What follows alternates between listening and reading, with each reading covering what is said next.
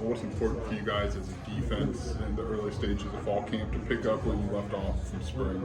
Right, I think starting fast, that's been a big emphasis. And like you said, just really rolling from the spring into the fall. Really emphasizing takeaways, really emphasizing just being a really sound defense, you know what I mean? Just focusing on the details right now to really get all the minor things right. What's the emphasis on takeaways look like? Right now we have I won't spoil it. I'll say it. Ask Coach Hammer. But yeah, it's just it's emphasized as a defensive staff. It's emphasized in our position rooms. Like everybody, it's about the ball at the end of the day.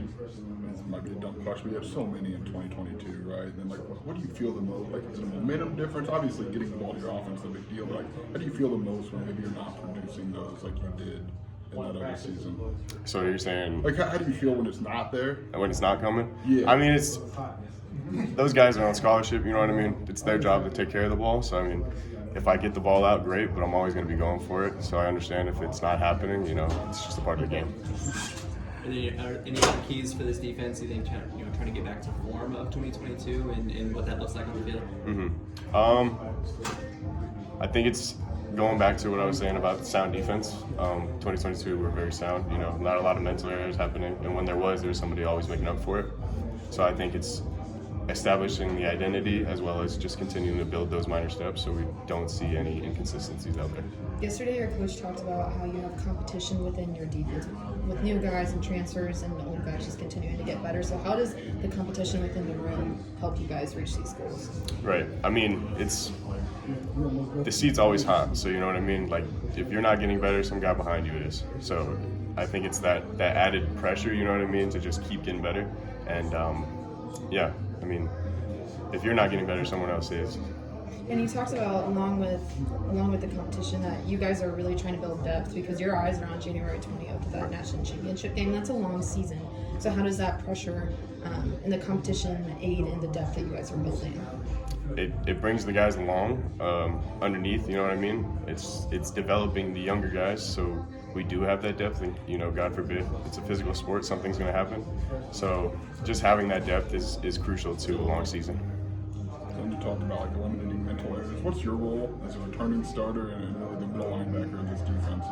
Right. So first of all, I mean, not having any mental errors myself, but after that, it's encouraging the guys. You know what I mean? It's everybody messes up and they're pissed at themselves, but it's encouraging them, making them understand like that can't happen again, and then just giving them the pat on the butt to keep going. Sorry if this is a repeat. Did you get an opportunity with the helmet communication yet? I did. I had it in spring, and I think they're going with the safeties. So, I mean, I have one less voice in my head, so I'm good with it. Does it matter much if the call's coming from behind you or from the sideline in terms of how things get executed?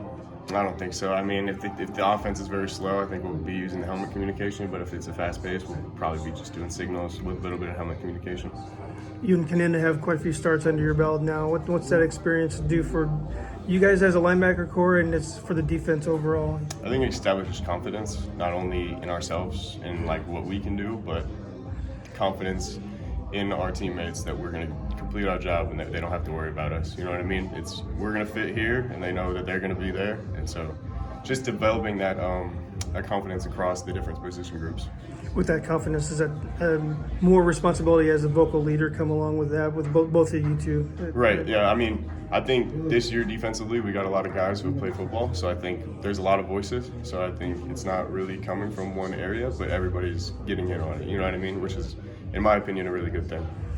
This year two with Aaron Henry, like what feels different, I guess, versus year one with the constant and familiar voice?